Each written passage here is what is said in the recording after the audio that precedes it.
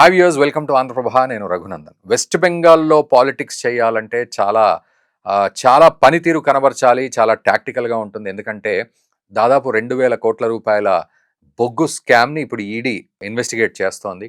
అందులో భాగంగానే మొన్న ఐపాక్ ఆఫీస్లో రైడ్ చేసినప్పుడు మమతా బెనర్జీ పరిగెత్తికెళ్ళి ఫైల్ ఎత్తుకొచ్చింది బయటికి. మరి ఆ ఫైల్లో ఏముంది? తీగ లాగితే డొంక కదులుతుందా? ఇదొక ఎత్తు అయితే, మరి అక్కడ హైకోర్టులో ఎటువంటి రెస్ట్రిక్షన్స్ ఉన్నాయి, ఎటువంటి వాదోపవాదాలు జరుగుతూ ఉన్నాయి, అండ్ దీనికి సంబంధించి కూడా అక్కడ ఎటువంటి గూండాగర్దీ నడుస్తోంది, మమతా రెజీమ్లో ఎటువంటి గూండాగర్దీ ఈ యొక్క కేసుని ఎలా మలుపు తిప్పే ప్రయత్నం చేస్తోంది, మరి ప్రజలంతా ఇదంతా గమనిస్తున్నారా? ఒకవేళ బుద్ధి చెప్పే అవకాశం ఉందా మమతా బెనర్జీకి? మరి ఇతర పార్టీలకు ఛాన్స్ ఇచ్చే అవకాశం ఉందా? కమ్యూనిస్ట్ ప్రాంతంగా ఉన్న వెస్ట్ బెంగాల్ కాస్త ఆ తర్వాత తృణమూల్ కాంగ్రెస్ చేతిలోకి వచ్చింది. ఆ తర్వాత ఈరోజు భవిష్యత్తు ఎటు వెళ్ళబోతోంది అనేది ఇంకా క్వశ్చనబుల్గా ఉంది. రాబోయే ఎలక్షన్స్ అయితే ఉన్నాయి. మరి ప్రజలు బుద్ధి చెప్తారా లేదా? చాలా కీలకమైన పరిస్థితి అయితే బెంగాల్లో ఇప్పుడు కొనసాగుతోంది. ఎటు దారి తీస్తుంది అనేది మనం మాట్లాడదాం. మనతో పాటు విశ్లేషకులు ఆర్ఎల్ఎన్ రావు గారు ఉన్నారు. వారిని అడిగి ఈ అంశానికి సంబంధించి పూర్తి అవగాహన చేసుకుందాం. ఆర్ఎల్ఎన్ రావు గారు, నమస్తే అండి. Welcome to Andhra Prabha. నమస్కారం.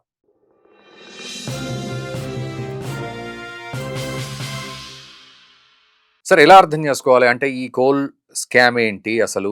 అంటే ఈ ఈడీ రైట్స్ దేనికోసం చేస్తున్నట్లు, మళ్ళీ ఆమె ఫైల్ పట్టుకొని పరిగెత్తడం ఏంటి? తర్వాత అటు కేంద్ర ప్రభుత్వాన్ని టార్గెట్గా మాట్లాడడం, వాళ్ళు మమ్మల్ని టార్గెట్ చేశారని. అంటే ఇది కేవలం ఎన్నికల ప్రక్రియ గురించే, అంటే మమతా బెనర్జీ ప్రస్థానాన్ని దెబ్బగొట్టడానికే చేస్తున్నారా? లేకపోతే ఇది ఎక్కడికక్కడ సపరేట్ ఈవెంట్స్ లాగా చూడాలా? ఎస్ఐఆర్ కూడా ఈలోపు దాని మీద కూడా మాట్లాడింది ఆవిడ. సో ఇది ఎట్లా అర్థం చేసుకోవాలి ఓవరాల్ గా బెంగాల్ పాలిటిక్స్ ని? అంటే దాని దీని కన్ఫ్యూజ్ అయితే చేస్తుంది, కానీ బేసిక్ గా ఈ కోల్ స్కామ్ అనేటటువంటిది 2020లో ఈడీ ఒక ఎఫ్ఐఆర్ రిజిస్టర్ చేసింది 2020 నవంబర్లో. ఆ నవంబర్ ఈడీ కాదు, సిబిఐ ఎఫ్ఐఆర్ రిజిస్టర్ చేసింది. ఆ పక్క రోజు ఈడీ వాళ్ళు కూడా కేసు టేకప్ చేశారు ఆ ఎఫ్ఐఆర్. ఇదేంటంటే ఈస్టర్న్ కోల్ ఫీల్డ్స్ లోంచి కోల్ని ఇల్లీగల్ గా మైనింగ్ చేసి దాన్ని అమ్మినటువంటి మాఫియా మీద వేసినటువంటి కేసు అన్నమాట. ఇది ఇనిషియల్ గా స్టార్ట్ చేసినప్పుడు ఏంటంటే 1,200-1,300 కోట్ల రూపాయల స్కామ్ జరిగింది అన్నటువంటిది దాంతో స్టార్ట్ చేశారు. తర్వాత క్యాల్కులేట్ చేస్తే ఎస్టిమేషన్ ఏంటంటే 2,742 కోట్ల వరకు అయింది అనేటటువంటిది ఈడీ వాళ్ళు కానీ సిబిఐ వాళ్ళు కానీ చేర్చారు. వీళ్ళు ఇన్వెస్టిగేషన్ స్టార్ట్ చేయంగానే మమతా బెనర్జీ దాంట్లో ఇంటర్ఫియర్ అయ్యేసేసి, మేము మీకు గుర్తుండే ఉండొచ్చు, ఆంధ్రప్రదేశ్ తెలంగాణలో కూడా సిబిఐకి మనం ఇచ్చినటువంటి పర్మిషన్ ఏదైతే ఉందో దాన్ని విత్డ్రా చేశారు. మీరు మా స్టేట్ లో ఇన్వెస్టిగేట్ చేయడానికి లేదని మీ విత్డ్రా చేసినటువంటి. అలాగే 2018లో అనుకుంటాను మమతా బెనర్జీ విత్డ్రా చేసింది. కాబట్టి మేము విత్డ్రా చేశాం కాబట్టి సిబిఐ వాళ్ళు దీన్ని ఇన్వెస్టిగేట్ చేయడానికి లేదు అన్నటువంటి ఆబ్జెక్ట్ చేసింది. నిజానికి ఆమెకేం సంబంధం లేదు. తర్వాత సుప్రీంకోర్టు దాకా వెళ్ళినప్పుడు ఇవి రైల్వే ప్రాపర్టీస్ లో వాటిలలో జరిగినటువంటిది, పైగా రకరకాల చాలా స్టేట్స్ ఇన్వాల్వ్ అయి ఉన్నాయి కాబట్టి మల్టీ స్టేట్ డైమెన్షన్ ఉంది కాబట్టి సిబిఐ ఇన్వెస్టిగేషన్ కొనసాగాలని సుప్రీంకోర్టు వాళ్ళు కూడా చెప్పారు. ఆ తర్వాత ఇన్వెస్టిగేషన్ కొనసాగుతూ ఉండింది. దీంట్లో మెయిన్ అనేటటువంటి అతను అనూప్ మాంజీ అనేటటువంటి అతను, లాలా అంటారు అతన్ని, ఈ ద మెయిన్ కింగ్ పిన్ అన్న. ఇతను తర్వాత railway senior officials plus central government industrial security force చెందినటువంటి అఫీషియల్స్ వీళ్ళందరూ కలిసి అక్కడ కోల్ ఇల్లీగల్ గా మైన్ చేసి, ఆ మైన్ చేసినటువంటి అతన్ని పురులియాలో, తర్వాత కొన్ని ప్లేసెస్ వెస్ట్ బెంగాల్లో, బీహార్లో ఇటువంటి ప్లేసెస్ కి ఉన్న ఫ్యాక్టరీస్ కి ఇల్లీగల్ కోల్ అమ్మేసేవాళ్ళం. దాని నుంచి వచ్చినటువంటి క్యాష్ రకరకాల ఫేక్ కంపెనీస్ లో కానీ వాటిల్లో కానీ ఉంచడం జరిగింది.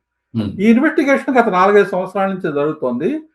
ఈడీ వాళ్ళ ప్రకారం వాళ్ళకు ఒక టిప్ వచ్చింది, 20 కోట్ల రూపాయల వరకు ఈ ఎక్కడైతే ఉన్న మనీ ఏదైతే ఉందో దాన్ని మనీ లాండరింగ్ చేసి హవాలా ద్వారా గోవా ఎలక్షన్స్ లో ఖర్చు పెట్టారు అనేటటువంటి. గోవా ఎలక్షన్స్ లో, ఆ గోవా ఎలక్షన్స్ లో మనీ లాండరింగ్ జరిగేటటువంటిది ఐపాక్ వాళ్ళు ఆర్గనైజ్ చేశారు అనేటటువంటిది అనమాట. ఎందుకంటే 2-3 ఈవెంట్ కంపెనీస్ ఏవో చేశాయి, పొలిటికల్ ఈవెంట్ కంపెనీస్ అని.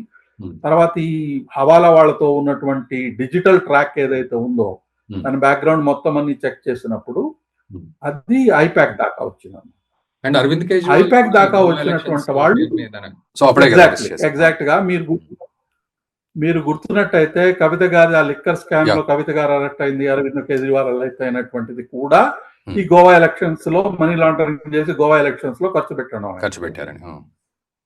అప్పుడు ఆయన 20 మంది వరకు హవాలా వాళ్ళతో ఇది చేశారు, వాళ్ళందరూ స్టేట్మెంట్స్ అన్ని రికార్డ్ చేశాం మేము, వాళ్ళ ద్వారా ఈయన మనీ ఎక్కడికి పంపించారని అంటే బహుశా ఆది తీగలో ఇది కూడా ఉందో మనకు తెలియదు.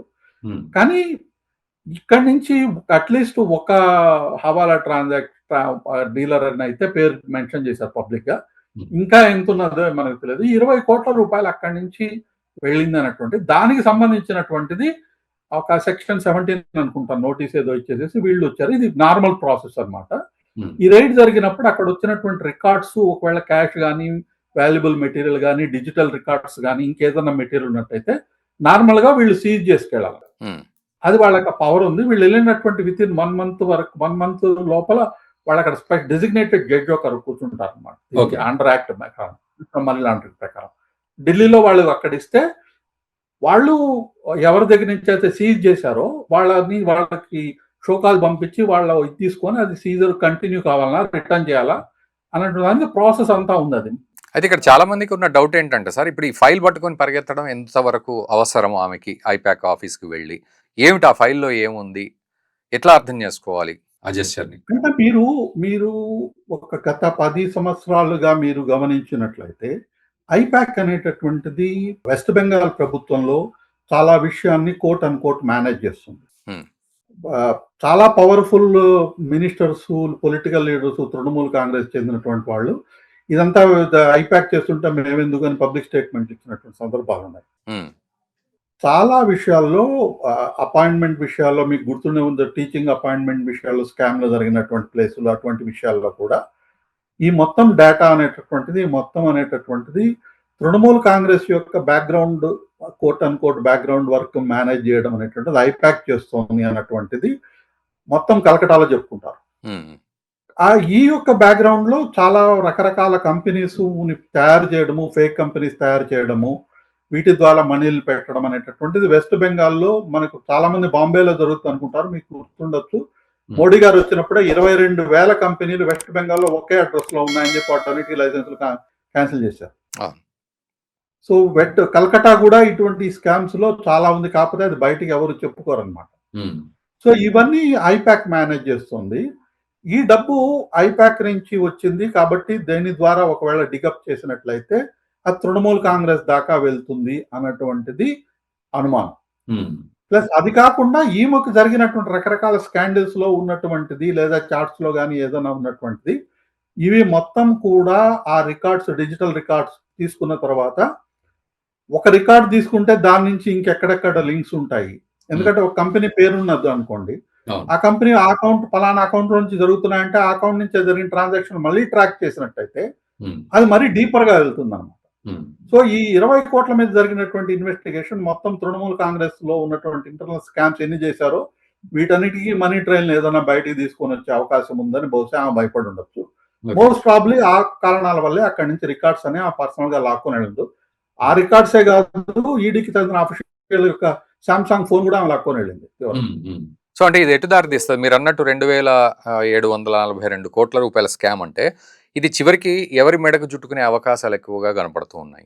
అంటే ఇప్పుడున్నటువంటి ఇన్ఫర్మేషన్ ప్రకారంగా లాలా అనేటువంటి అతను నేను చెప్పినట్టుగా ఈస్టర్న్ కోల్ ఫీల్డ్స్ వాళ్ళకి సంబంధించిన వాళ్ళకి, సిఎస్ఎఫ్ రైల్వేలు వాళ్ళని మేనేజ్ చేసినట్టుంది. కానీ ఎటువంటి పొలిటికల్ లీడర్స్ దీంట్లో ఇన్వాల్వ్ అయినటువంటిదిగా పబ్లిక్ గా ఇన్ఫర్మేషన్ లేదు. కానీ లోకల్ గా పొలిటీషియన్స్ కు బ్రైబ్ ఇవ్వకుండా ఇవి జరగకుండా ఈ స్కామ్స్ అయితే జరగవు.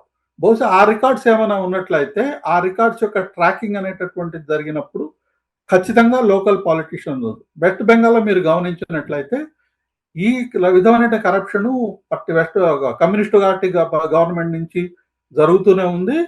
ఈ తృణమూల్ కాంగ్రెస్ వచ్చిన తర్వాత అదే కంటిన్యూ అవుతుంది, ఇంకా సిస్టమేటిక్ గా ఎక్కువగా జరుగుతుంది. ఓకే, కాబట్టి వీళ్ళు ఇవన్నీ బయటకు వస్తాయి అన్నటువంటి దాంతోనే ఆమె చేసి ఉండదు, అంతకంటే వేరే కారణమే లేదు. ఎందుకంటే ఆమెకు దీనికి ఇటువంటి దానికి సంబంధం ఉందని పబ్లిక్ గా ఎక్కడ ఎటువంటి కేసు లేదు, ఎఫ్ఐఆర్ నాకు తెలిసి ఆమె పేరు అయితే లేదు. సో అంటే ముందు జాగ్రత్త చర్య కిందే భావించాలా దీన్ని? అంటే తీగలాగితే ఎక్కడ డొంక కదిలి ఆమెకు వస్తుంది అనే ఈ ఒక్క స్కాండ్ గురించి వాళ్ళు కానీ మొత్తం డిజిటల్ హార్డ్ డ్రైవ్లు అవన్నీ కానీ ఒకవేళ తీసుకెళ్ళినట్లయితే అవన్నీ ఎగ్జామిన్ చేసినట్టయితే ఈ ఒక ట్రాన్సాక్షన్ ఉండదు కదా, రకరకాల ట్రాన్సాక్షన్స్ రకరకాలవన్నీ బయటకు వస్తాయి. మొత్తం తృణమూల్ కాంగ్రెస్ యొక్క స్కామ్స్ అన్ని ఐపాక్ వాళ్ళు మేనేజ్ చేస్తుంటే ఆ స్కామ్స్ యొక్క డీటెయిల్స్ అన్ని బయటకు వస్తాయని భయపడి ఉండదు. సో అంటే అందుకని ఇంత తొందరగా మీరు ఇంకోటి కూడా గమనించండి. ఆమె అల్లుడు నెఫ్యూ అని చెప్పుకునేటటువంటి అతను గాని, కలకట్టా మేయర్ గాని, వీళ్ళెవ్వరూ ఆమెతో ఒక్క రాజకీయ నాయకుడు కూడా లేడు. ఆమె ఒక్కటే వెళ్ళింది. పోలీసు వాళ్ళని, కమిషనర్ని వీళ్ళందరిని తీసుకొని వెళ్ళింది. సో అది కూడా కొంచెం ఆశ్చర్యమే. అంటే ఆమె ఒక్కడే వెళ్ళడం ఏంటి? ఎవరికైనా చెప్పి చేయొచ్చు కదా పని. ఆవిడే వెళ్ళడం అంటే ఏంటి అక్కడ? అదే సీరియస్నెస్ అనేటటువంటిది, ఆ ఫియర్ అనేటటువంటిది మనకు ఇదవుతుంది.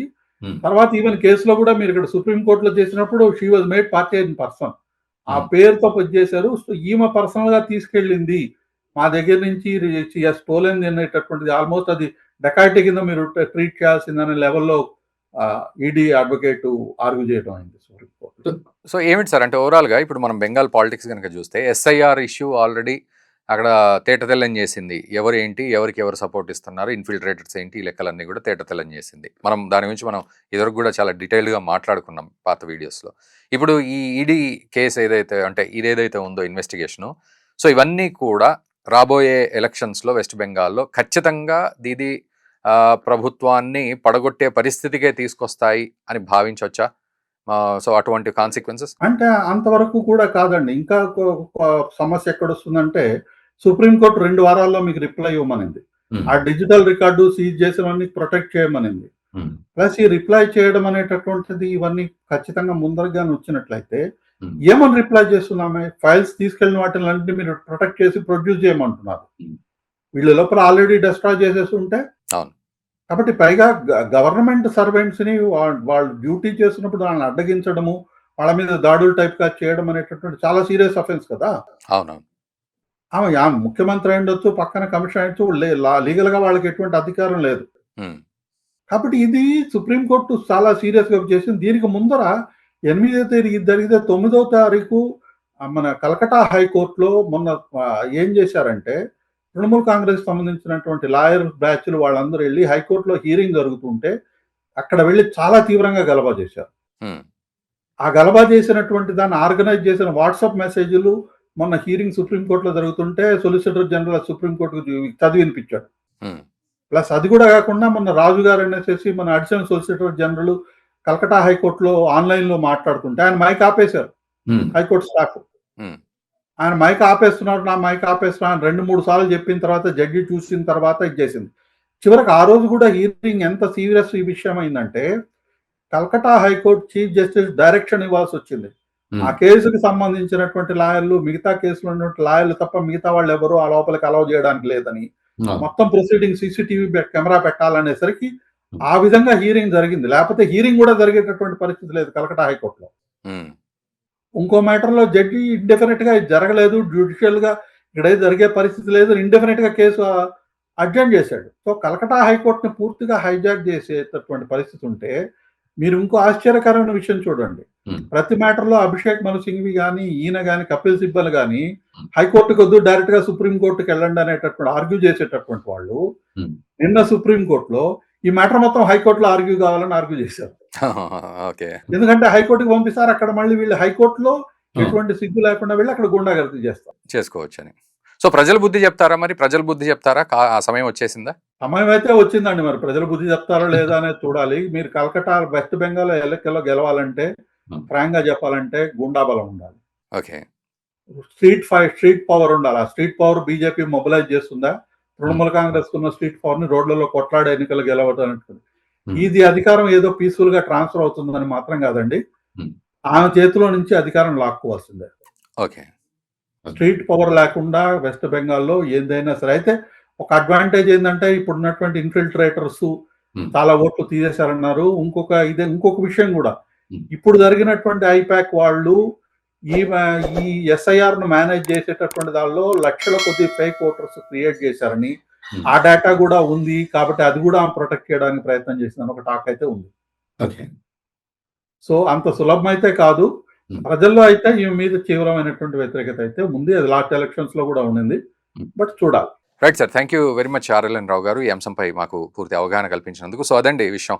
2742 కోట్ల రూపాయల స్కామ్ అండ్ ఆ ఫైల్స్ కూడా తీగలాగితే డొంకంతా ఎక్కడ కదిలి మమతా బెనర్జీ మెడకు చుట్టుకుంటుందో అని స్వయంగా ఆమె పరిగెత్తికెళ్ళి ఆ ఫైల్ ఎత్తుకెళ్ళింది. సో ఆల్మోస్ట్ డెకాయిటీ పరిస్థితికి వచ్చేసింది అనేది ఈడీ కూడా చెప్తున్న సందర్భం. అండ్ వారు అన్నట్లుగా వెస్ట్ బెంగాల్లో ఇటువంటి రాజకీయాలకు ప్రక్షాళన చెయ్యాలి అంటే ఆ గూండాగర్దీని పంపించేయాలి అంటే కూడా చాలా పెద్ద విషయమే. కాబట్టి అక్కడ అధికారాన్ని లాక్కుంటే తప్ప మమతా బెనర్జీ రెజిమ్ చేంజ్ అవ్వదు అనే సిచ్యువేషన్కి అయితే అక్కడ ఉంది పరిస్థితి. చూద్దాం రాబోయే రోజుల్లో మరి ఎలక్షన్స్ కూడా ఉన్నాయి కాబట్టి ప్రజలు ఎలాంటి సందేశాన్ని అందిస్తారో, ఎలాంటి జడ్జిమెంట్ కోరుకుంటారో ఆ ఎలక్షన్స్ ద్వారా ఖచ్చితంగా తెలుస్తుంది. స్టే ట్యూన్డ్ అండ్ ఈ వీడియోని మన మిత్రులకు కూడా షేర్ చేయండి. Thank you very much.